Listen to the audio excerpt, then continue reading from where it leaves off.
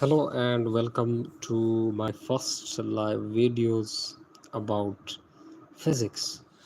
So in this live video, we are going to discuss about the chapter of physics of class ninth, that is known as dynamics.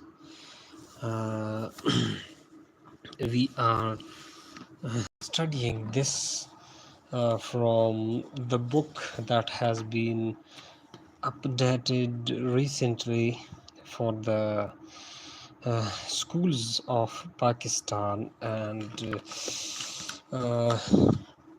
this book is based upon the national curriculum of Pakistan.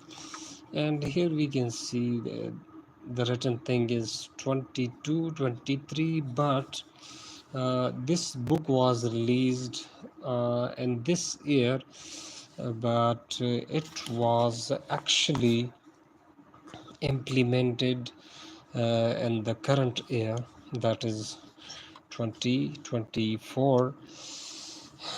Okay, so the first chapter of this book is physical quantities and measurement, in which we study about the physical quantities and the ways of measuring such quantities. So let's see what we have in the first chapter. Okay, so the title of the first chapter is physical quantities and measurement, and we will just take the overview of the chapter, in which we can see that the first topic is introduction to physics. So in this introduction, we have been introduced to the physics by telling us the definition of physics. That is, physics is the branch of science in which we study about the properties of matter and energy, and the mutual relationship of matter and energy. So these are the definitions that we have already been familiar with, but we will just today take the overview of the book. So in the first topic, there is the introduction to physics, and in introduction there is definition and scope, etc., of the physics. And on the second page we can see that there are the branches of physics that has been given, and with the help of a diagram the branches of physics have been shown, that is mechanics, quantum physics, optics, electromagnetism, relativity, atomic and nuclear physics, oscillations and waves, thermodynamics, mechanics, and these are the branches of physics. And as if we remember the previous book that we were using, in that book all of the definitions of these branches were given, but in this book only these the names of these branches are given. So we will move towards the next page, in which there are the physical and non-physical quantities. Okay, in physical and non-physical quantities, we talk about the quantities that can be measured and those quantities that cannot be measured. So there are two types of quantities: the physical quantities and non-physical quantities. So the physical quantities are those quantities which can be measured. For example, pressure, volume, intensity of light, length, mass, time, temperature. Okay, for example, if we want to measure the temperature, we can measure it with the help of a thermometer, and the reading of the thermometer gives us the temperature of, for example, a human body. You go to a doctor and check your temperature with the help of a thermometer, and the reading is taken in the degree Fahrenheit or degree centigrade. So therefore the temperature is a physical quantity. And besides the physical quantities, there are other quantities that cannot be measured, that are known as non-physical quantities. So the non-physical quantities are those quantities which cannot be measured. For example, love, uh, pleasure, sadness, happiness, and anger. These things cannot be measured.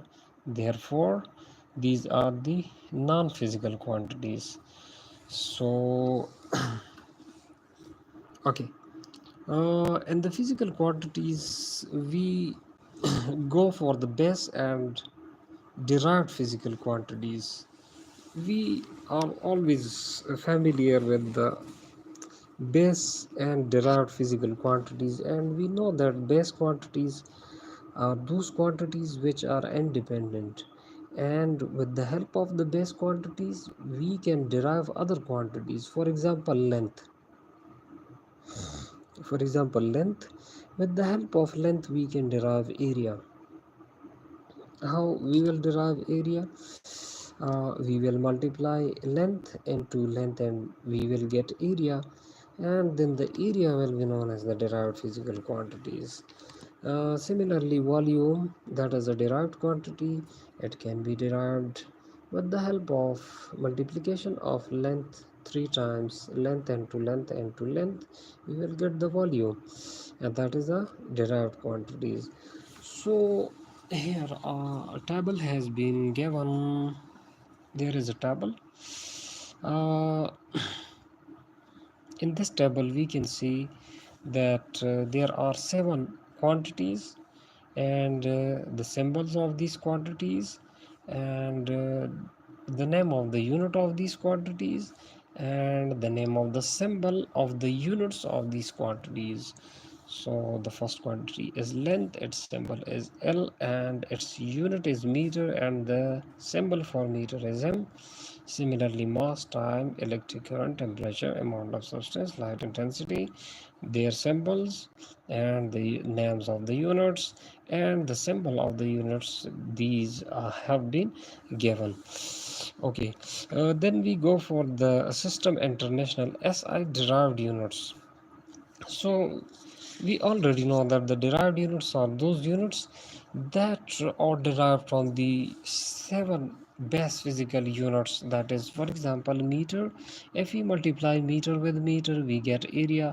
If we multiply meter with meter 3 times, if we multiply meter, we get the volume, that is the cubic meter. And similarly, if we divide mass with the for example, if we say mass with the volume, we will get the density of the object, that is a derived physical quantities. So maybe there are examples given. यहाँ पे example दिए गए हैं base physical quantities, derived physical quantities के पहले number पे है area.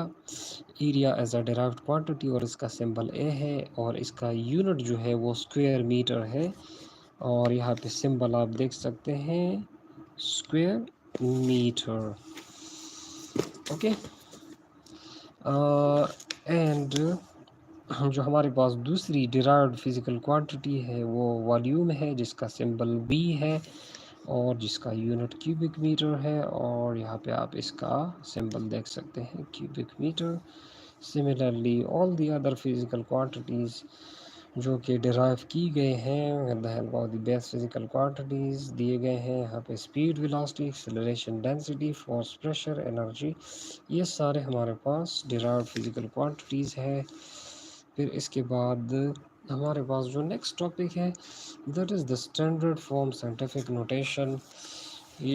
और स्टैंडर्ड फॉर्म साइंटिफिक नोटेशन ये इस्तेमाल होता है अगर हमारे पास एक बहुत बड़ा नंबर है। फॉर एग्ज़ाम्पल इस नंबर को आप देखें, ये हमारे पास एक बहुत बड़ा नंबर है, एक बहुत लॉन्गर नंबर है। अब इसको लिखने में हमारे पास जो है स्पेस भी ज़्यादा रिक्वायर्ड होता है और टाइम भी ज़्यादा रिक्वायर्ड होता है। तो अब इस चीज़ को ख़त्म करने के लिए हम क्या करते हैं कि हम इसके लिए स्टैंडर्ड फॉर्म और साइंटिफिक नोटेशन का इस्तेमाल करते हैं। यहाँ पे एक एग्ज़ाम्पल दिया गया है कि अगर इस नंबर को जिस तरह कि यहाँ पे दिया गया है 598000000000000000 किलोग्राम एक मास दिया गया है और ये बहुत ज़्यादा बड़ा मास है। और इसको अगर हम छोटा करके बहुत कम स्पेस में लिखना चाहेंगे तो हम कुछ इस तरह से इसको लिख देंगे 5.98 इंटू 10⁻24। और इसको लिखने का तरीका ये होता है कि अगर हमारे पास ये एक नंबर है, बहुत बड़ा नंबर है, तो इसका जो डेसिमल पॉइंट है वो हमें नहीं दिखाई दे रहा है। इट मीन्स दैट इसका जो डेसिमल पॉइंट है वो नंबर के बिल्कुल लास्ट में है। तो डेसिमल पॉइंट हमारे पास इस ज़ीरो के राइट साइड पे है। तो इसको हम शिफ्ट करेंगे, यहाँ पे लेके आएंगे इसको। पहला जो हमारे पास नॉन ज़ीरो नंबर है जो कि 5 है, यहाँ पे इसको लगाएंगे तो हमारे पास ये आ जाएगा 5.98। ये हमने लिख दिया इस तरह से। और जितने हमने जंप्स किए हैं, डेसिमल पॉइंट यहाँ पे था, तो 1 2 3 4 5 6 7 8 9 10 11 12 13 14 15 16 17 18 19 20 21 22 23 24। तो हम 24 प्लेसेस तक मूव कर गए थे, इसलिए हम यहाँ पे लगाएंगे 5.98 मल्टीप्लाई बाय 10⁻24 किलोग्राम। और इसके अलावा एक चीज़ यहाँ पे दी गई है, the diagram of the hydrogen nucleus, sorry, the diameter of the hydrogen nucleus, जो कि दिया गया है इतने मीटर्स का। तो अब ये हम कह सकते हैं कि ये एक बहुत ज़्यादा छोटा नंबर है, बहुत ज़्यादा छोटा नंबर है, लेकिन इसको भी लिखने में काफ़ी ज़्यादा स्पेस रिक्वायर्ड होता है और काफ़ी ज़्यादा ये जो है स्पेस को कवर कर लेता है। और इसके अलावा इसको लिखने में भी बहुत ज़्यादा टाइम लगता है। तो हम क्या करेंगे इसके लिए, हम इसको छोटा करके लिखेंगे। कैसे? हम इसको ऐसे लिखेंगे और यहाँ पे जो हमारे पास डेसिमल पॉइंट है वो यहाँ पे मौजूद है। तो डेसिमल पॉइंट को आप मूव करें, काउंट करें, 1 2 3 4 5 6 7 8 9 10 11 12 13 14 15 तक हम आ जाते हैं। क्योंकि जो 1 हमारे पास मौजूद है उसके बाद अगर हम डेसिमल पॉइंट लगाते हैं तो इसका मतलब ये है कि हम यहाँ से 15 जंप्स करके यहाँ तक आ चुके हैं। तो हमारे पास ये आ जाएगा 1.7 इंटू 10⁻। अब यहाँ पे आप देख सकते हैं कि there is a negative sign with the 15, जो हमारे पास पावर है उसके साथ नेगेटिव साइन है। तो इसका मतलब ये है कि अगर हमारे पास एक बहुत ज़्यादा छोटा नंबर होगा और उसको हम स्टैंडर्ड फॉर्म में लिखेंगे तो उसके साथ हमारे पास एक नेगेटिव साइन आएगा इसके पावर के साथ। ठीक है, तो ये हमारे पास था स्टैंडर्ड फॉर्म साइंटिफिक नोटेशन। और इसका मकसद क्या था? इसका मकसद ये था कि ये हमारे टाइम को बचाता है और हमारे स्पेस को बचाता है। ठीक है, अब ये जो प्रीफिक्सेस का हमारे पास नेक्स्ट टॉपिक है, prefixes to the power of 10।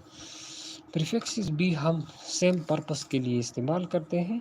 Basically जो प्रीफिक्सेस होते हैं वो हम जो 10 टू द पावर समथिंग होता है उसको एक स्पेसिफिक नाम देते हैं, तो वो प्रीफिक्स बन जाता है। जिस तरह के यहाँ पे दी गए हैं जो कि हमारे पास कॉमन जो हम यूज़ करते हैं ना, वो हमारे पास ये होते हैं गीगा, जिसकी वैल्यू है 10 टू द पावर 9। अब 10 टू द पावर 9 जो है ये हमारे पास एक नंबर है और इसको हमने नाम दिया है गीगा का। ठीक है, 10 टू द पावर 6 को mega, 10 to the power 3 kilo, 10 to the power 2 hecto, 10 to the power 1 deca.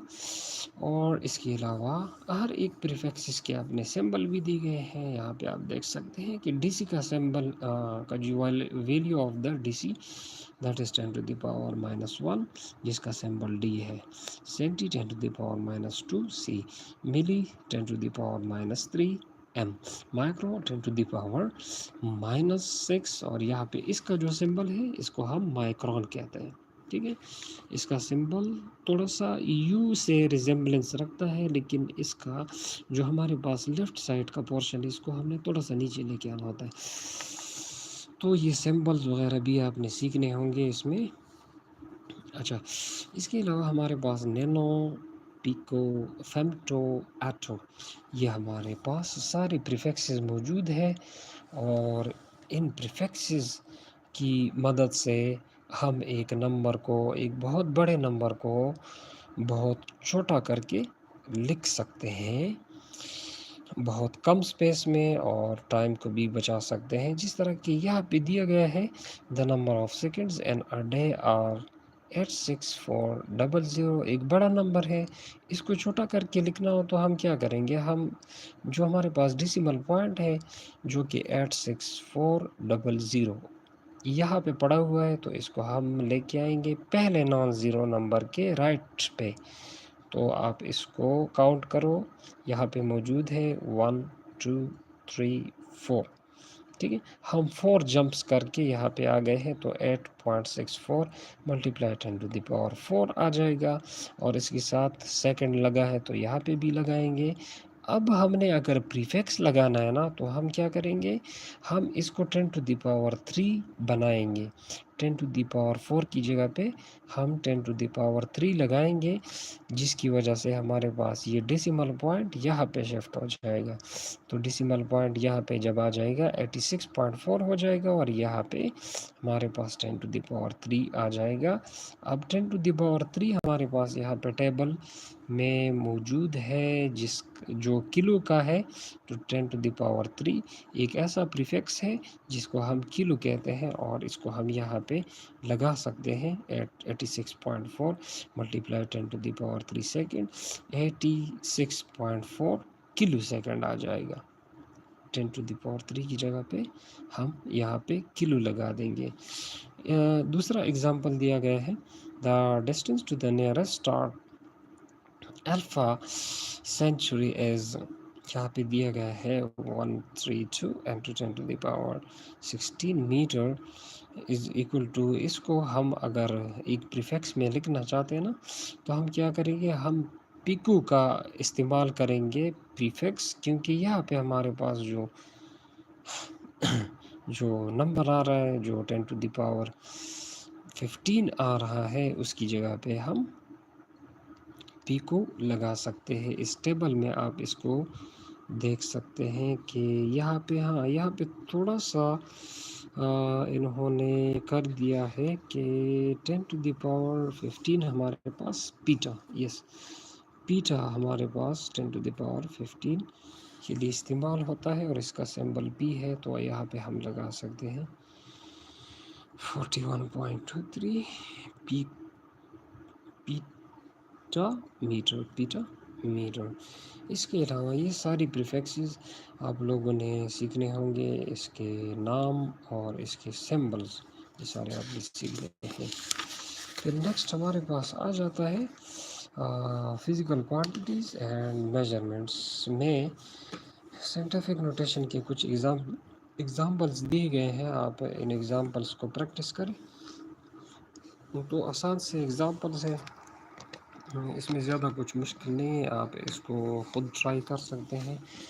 और फिर इसके बाद एक दूसरा एग्ज़ाम्पल नेक्स्ट पेज पे दिया गया है, जो कि है right the number in the standard scientific notation and also represent using appropriate prefix.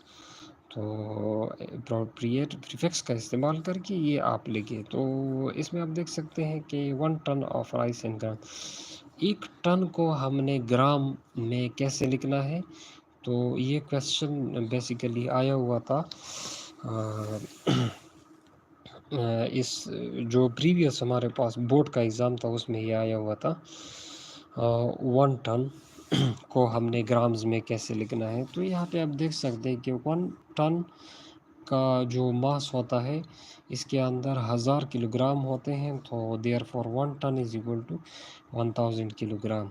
और फिर हमें ये भी पता है कि 1 kilogram is equal to 1000 gram, क्योंकि किलो की जो वैल्यू है वो 1000 होती है। So 1 kilogram is equal to 1000 gram. Therefore 1 ton is equal to 1000 kilogram होते हैं। और फिर 1 किलोग्राम के अंदर 1000 ग्राम होते हैं। तो सिंपली 1000 को 1000 के साथ मल्टीप्लाई करेंगे तो हमारे पास नंबर ऑफ ग्राम्स आ जाएंगे। तो 1 टन के अंदर इतने ग्राम्स होते हैं। और अगर हमने इसी को अगर हमने स्टैंडर्ड फॉर्म में लिखना है तो स्टैंडर्ड फॉर्म में हम इसको लिख सकते हैं कि 1 ton is equal to 10 to the power 6, क्योंकि यहाँ पे आप देख सकते हैं कि 1 के साथ हमारे पास 6 ज़ीरोज़ आ रहे हैं। तो सिंपली आप यहाँ पे भी करें इसी तरह से, 1 के साथ 10 टू द पावर 6 को आपने मल्टीप्लाई करना है। और इसके अलावा और भी यहाँ पे इस एग्जांपल के अंदर दिए गए हैं, the diameter of the neutron is this much.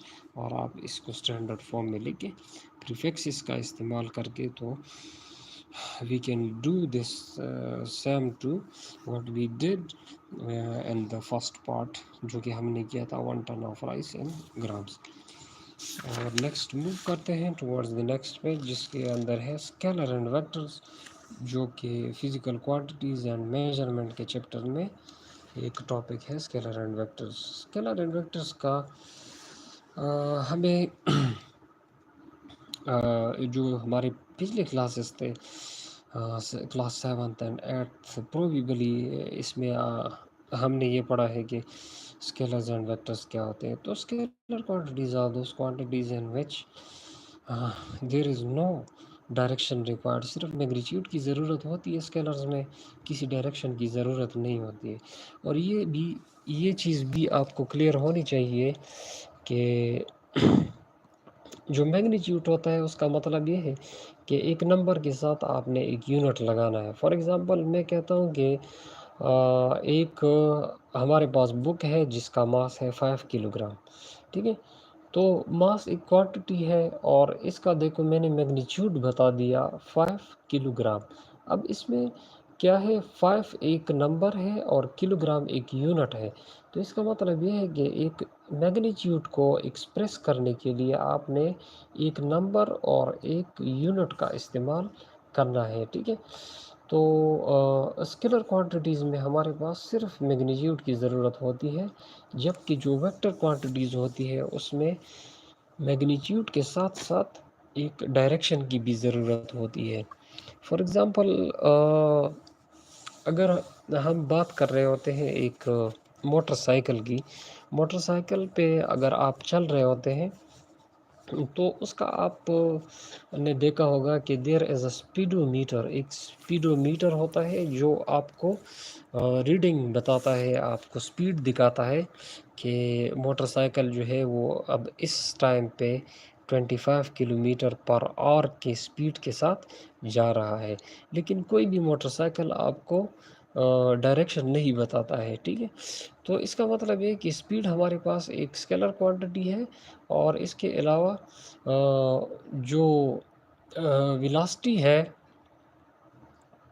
अगर हमने स्पीड के साथ एक डायरेक्शन भी ऐड करना हो, अगर हम एक डायरेक्शन को स्पेसिफाई करते हैं, फॉर एग्ज़ाम्पल हम कहते हैं कि ये जो मोटरसाइकिल 25 किलोमीटर पर सेकंड या 25 किलोमीटर पर आवर के स्पीड के साथ जा रहा है, ये नॉर्थ की तरफ जा रहा है, तो फिर ये इसकी बन जाती है वेलोसिटी। तो स्केलर और वेक्टर्स में सिर्फ डायरेक्शन का डिफरेंस होता है। और इसके अलावा वेक्टर क्वांटिटीज़ को रिप्रेजेंट करने के लिए हम क्या करते हैं कि हम एक कोऑर्डिनेट एक्सिस सिस्टम का यूज़ करते हैं, जिसमें हमारे पास एक्स एक्सिस और वाई एक्सिस होता है। और इस कोऑर्डिनेट सिस्टम में आप देख सकते हैं कि there is a positive X axis and there is a negative axis, there is a positive y axis and a negative y axis। Positive X axis को हम x के साथ रिप्रेजेंट करते हैं, नेगेटिव एक्स एक्सिस को हम x dash के साथ रिप्रेजेंट करते हैं, पॉजिटिव वाई एक्सिस को हम सिंपल y के साथ रिप्रेजेंट करते हैं और नेगेटिव y एक्सिस को हम y डैश के साथ रिप्रेजेंट करते हैं। और ये सब मिल के हमारे पास ये जो कोऑर्डिनेट सिस्टम है ये हमारे पास 4 क्वाड्रेंट्स बनाता है, जिसमें हम देख सकते हैं कि ये हमारे पास फर्स्ट क्वाड्रेंट है, ये सेकंड क्वाड्रेंट है और इसके अलावा एक मिनट, इसके अलावा ये थर्ड क्वाड्रेंट है और ये फोर्थ क्वाड्रेंट है। ठीक है, तो ये हमारे पास आ जाता है एक कोऑर्डिनेट सिस्टम जिसमें हम वेक्टर्स को रिप्रेजेंट करते हैं। फॉर एग्जांपल अगर मैं कहता हूँ कि एक वेक्टर है जो कि हमारे पास पॉजिटिव एक्स एक्सिस और पॉजिटिव वाई एक्सिस के दरमियान में पड़ा है, तो हम उसको हम यहाँ पे ड्रा करेंगे या यहाँ पे ड्रा करेंगे या यहाँ पे ड्रा करेंगे, वो डिपेंड करता है कि एंगल कितना दिया गया है। ठीक है, फिर अगर हमसे ये कहा जाता है कि जो हमारा वेक्टर है वो पड़ा हुआ है on the between the negative X axis and negative Y axis, तो हम उसको यहाँ पे ड्रा करेंगे। और इसके अलावा हम अगर एक वेक्टर को रिप्रेजेंट करना चाहते हैं तो वेक्टर को रिप्रेजेंट करने के 2 तरीके होते हैं। एक हमारे पास सिंबल के साथ जो रिप्रेजेंट करना होता है, सिंबॉलिक रिप्रेजेंटेशन, उसकी मदद से हम एक वेक्टर को रिप्रेजेंट कर सकते हैं। और दूसरा इसका तरीका है कि हम इसको एक ग्राफ की शक्ल में, एक ग्राफ के फॉर्म में रिप्रेजेंट कर सकते हैं, जिसको हम ग्राफिकल रिप्रेजेंटेशन कह सकते हैं। तो 2 तरीके हैं। अच्छा, symbolic representation of A vector हम कैसे करते हैं? हम सिंपली अच्छा बस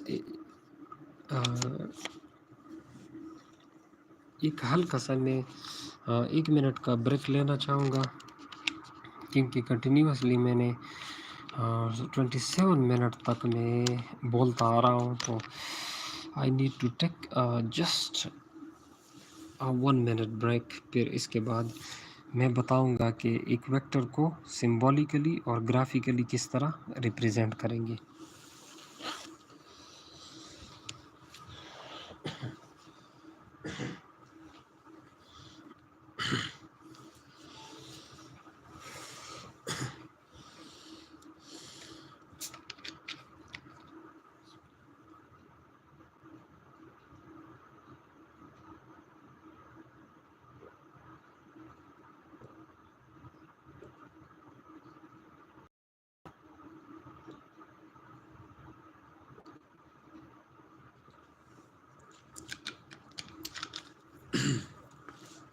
अच्छा जी,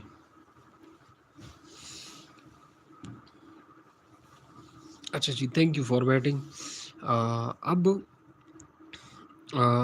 मैं ये बताऊंगा कि एक वेक्टर को सिंबॉलिकली किस तरह रिप्रेजेंट करेंगे। यहाँ पे आप देख सकते हैं कि हमारे पास एक सिंबल दिया गया है F, उसके ऊपर एरो लगाया हुआ है। ठीक है, तो एक वेक्टर को रिप्रेजेंट करने के लिए आप एक बोल्ड लेटर लिख सकते हैं या एक सिंपल लेटर लिखो और उसके ऊपर एक एरो लगाओ, तो ये आपके पास एक वेक्टर रिप्रेजेंटेशन होगा।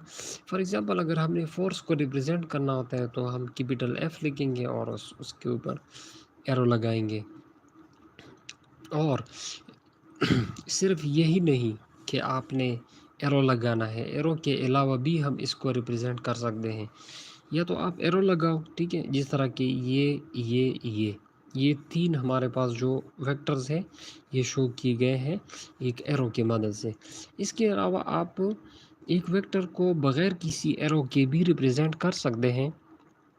सिंपल बोल्ड लेटर लिख के, ठीक है। थोड़ा सा बोल्ड का मतलब है कि लेटर को आप थोड़ा सा मोटा करके लिखो तो वो बोल्ड बन जाता है, ये वेक्टर रिप्रेजेंटेशन। अब अगर आपको एक ऐसा लेटर नज़र आ रहा हो जो कि बोल्ड में लिखा गया हो, तो इट मीन्स दैट कि वो किसी वेक्टर को रिप्रेजेंट कर रहा है। इसके अलावा आप इसको इटालिक फॉर्मेट में भी लिख सकते हैं, जिस तरह की ये थोड़ा सा टिल्ट करके, हाँ, थोड़ा सा इसका आप एंगल अगर आप देखें तो ये थोड़ा सा टिल्ट करके इसको लिखा गया है इस बी को, तो ये भी एक वेक्टर को रिप्रेजेंट करता है। इसके अलावा आप बी के नीचे भी एरो लगा सकते हैं, ठीक है ना। अब इस बुक में सिर्फ ये तरीके बताए गए हैं, लेकिन इसके अलावा हम एक वेक्टर को ऐसे भी रिप्रेजेंट कर सकते हैं कि हम एक सिंबल लेके और इसके ऊपर एक बार लगाएं। एक बार की मदद से भी हम इस एक वेक्टर को सिंबॉलिकली रिप्रेजेंट कर सकते हैं, ठीक है। और अब बारी आती है कि एक वेक्टर को हम ग्राफिकली कैसे रिप्रेजेंट करेंगे। तो ग्राफिकल रिप्रेजेंटेशन में सिंपल सी बात है कि अगर हमसे ये कहा जाता है ना कि हमारे पास एक डिस्टेंस है जो कि हेलीकॉप्टर कवर कर रहा है, ठीक है। और हेलीकॉप्टर कितना डिस्टेंस कवर कर रहा है, 20 किलोमीटर का डिस्टेंस कवर कर रहा है, ठीक है। तो उस डिस्टेंस को आपने जो है किस तरह रिप्रेजेंट करना है, और आपसे ये भी बताया गया है कि वो जो डिस्टेंस कवर कर रहा है वो वेस्ट और साउथ के दरमियान में कर रहा है, और वो वेस्ट के साथ 60 डिग्री का एंगल बना रहा है। तो आप सिंपली एक वेक्टर ड्रा करें, और इस वेक्टर का जो लेंथ होगा ये हमारे पास शो करेगा कि इस वेक्टर का मैग्नीट्यूड कितना है, ठीक है। 20 किलोमीटर को हमने 4 सेंटीमीटर के इक्वलेंट लिया है, और इसके लिए जो है ना इसको स्केलिंग कहते हैं। आपने एक स्केल को सेलेक्ट करना होता है। इस स्केल में हमने यूज़ किया है 5 kilometre is equal to 1 centimetre. तो 20 किलोमीटर हमारे पास 4 सेंटीमीटर के बराबर होंगे, ठीक है। इसके अलावा आपने जो है ना न्यूज़ ड्रा करने हैं, NEWS न्यूज़, जो कि डायरेक्शन बताते हैं आपको। तो वेस्ट और साउथ के दरमियान में आप एक एरो ड्रा करें जिसका लेंथ होगा 4 सेंटीमीटर, और ये 20 किलोमीटर के डिस्टेंस को रिप्रेजेंट करेगा। तो this is known as the graphical representation of a vector. फिर नेक्स्ट हमारे पास है addition of vector quantities. Vector quantities को ऐड करने का एक वेक्टर क्वांटिटीज़ को ऐड करने का एक बहुत आसान तरीका है, जिसको हम हेड टू टेल रूल कहते हैं। हम क्या कहते हैं इसको? Head to tail rule. Head to tail rule की मदद से हम वेक्टर्स को ऐड कर सकते हैं। एक सिंपल सा एग्जांपल यहाँ पे दिया गया है, ज़्यादा कोई आपने डिफ़िकल्ट चीज़ नहीं ट्राई करनी है इस लेवल पे। तो आप सिंपली बस इस एग्जांपल को देखें कि हमारे पास एक वेक्टर ए है, दूसरा बी है और तीसरा सी है, और इन सब का डायरेक्शन भी आप नोट करें। इसका डायरेक्शन ये है और बी का डायरेक्शन ये, सी का डायरेक्शन ये। अब जब हम इसको ऐड करेंगे तो इसका तरीका ये है कि पहले वेक्टर को जिस तरह दिया गया है उसी तरह से आप ड्रा करो। पहला वेक्टर हमने ड्रा किया, दूसरा वेक्टर को भी आप इसी तरह से ड्रा करो, लेकिन ड्रा करने से पहले आप एक चीज़ नोट करें कि जो दूसरा वेक्टर है उसका टेल पहले वेक्टर के हेड के साथ लग जाएगा, कोइंसाइड करेगा। तो दूसरा वेक्टर आपने इस तरह से ड्रा करना है। एंगल का भी आपने ख्याल रखना है, जिस तरह कि इसका जो ओरिएंटेशन है आपने इसके ओरिएंटेशन को नहीं चेंज करना है, सेम इसी तरह से यहाँ पे लगाना है। बस इस चीज़ का ख्याल रखना है कि आपने दूसरे वेक्टर के टेल के साथ पहले वेक्टर का हेड लगाना है। और फिर सी वेक्टर यहाँ पे आप देख सकते हैं इसका ओरिएंटेशन क्या है, ये। तो आप इसी तरह से इसको लगाएं और इसका टेल जो हमारे पास लेटेस्ट बी वेक्टर जो है उसके हेड के साथ इसका टेल लगाएं, और फिर रिजल्टेंट फाइंड करने के लिए आपने पहले वेक्टर के टेल के साथ रिजल्टेंट का टेल लगाना है, और लास्ट वेक्टर के हेड के साथ आपने रिजल्टेंट का हेड लगाना है। अगर आप इसमें से एक चीज़ को नोट कर लेना तो फिर आपको ये याद हो जाएगा कि रिजल्टेंट का जो हेड होगा वो लास्ट वेक्टर के हेड के साथ लगेगा। ठीक है? अगर आप इस एक चीज़ को याद कर लेते हैं तो इसको याद करने की ज़रूरत नहीं है, क्योंकि ऑटोमेटिकली अगर यहाँ पे 2 हेड्स आ रहे हैं ना तो यहाँ पे 2 टेल्स ऑटोमेटिकली आ जाते हैं। तो ये हमारे पास एक तरीका है कि हम वेक्टर क्वांटिटीज़ को ऐड कैसे करेंगे। ठीक है?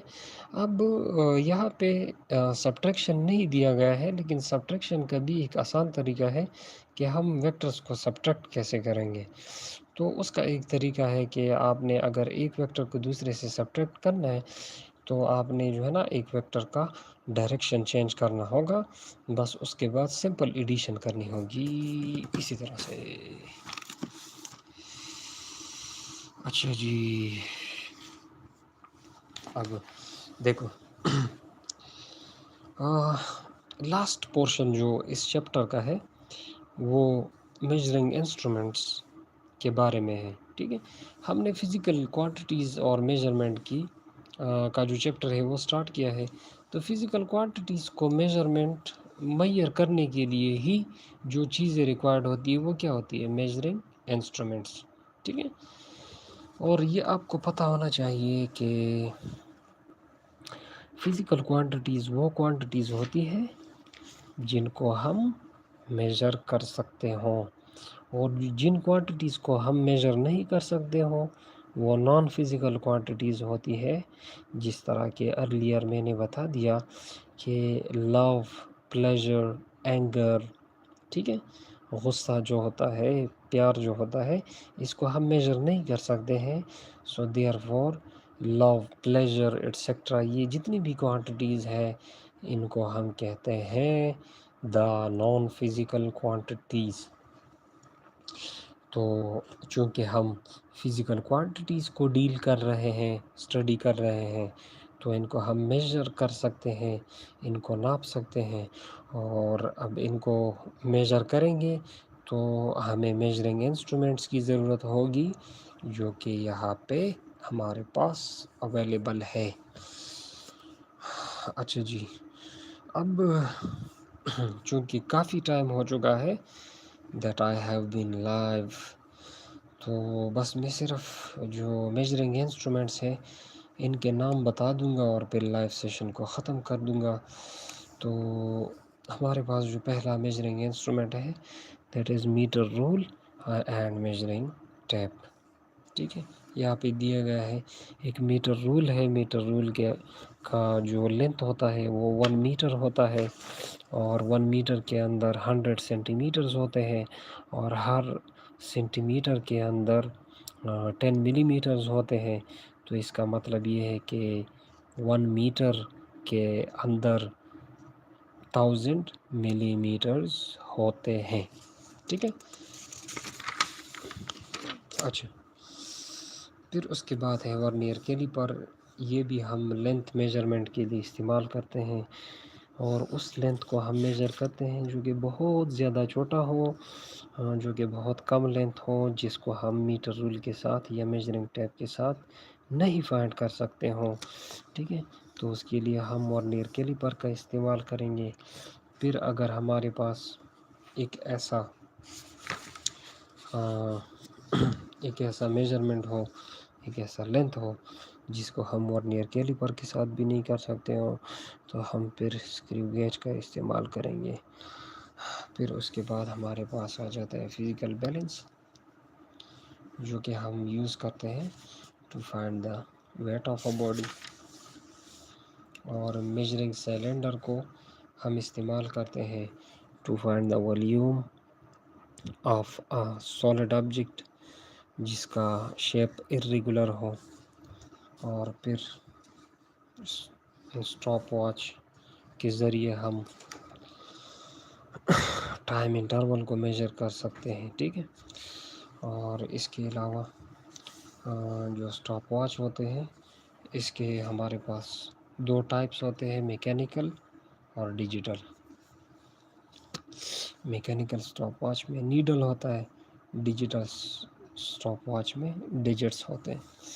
और इसके अलावा एरर्स और इसके जो टाइप्स है ये दिए गए हैं इस चैप्टर के अंदर। एरर के जो टाइप्स है, रैंडम एरर, सिस्टमेटिक एरर वगैरह, ये सारी चीज़ें आप लोगों ने देखनी है। प्रिसीजन और एक्यूरेसी, ये एक बहुत ज़्यादा अहम टॉपिक है। ये हम इस पे मैं एक प्रॉपर लेक्चर बनाऊंगा। प्रिसीजन एक्यूरेसी एक बहुत ज़्यादा इंटरेस्टिंग टॉपिक है जो कि मेजरमेंट में इस्तेमाल होता है।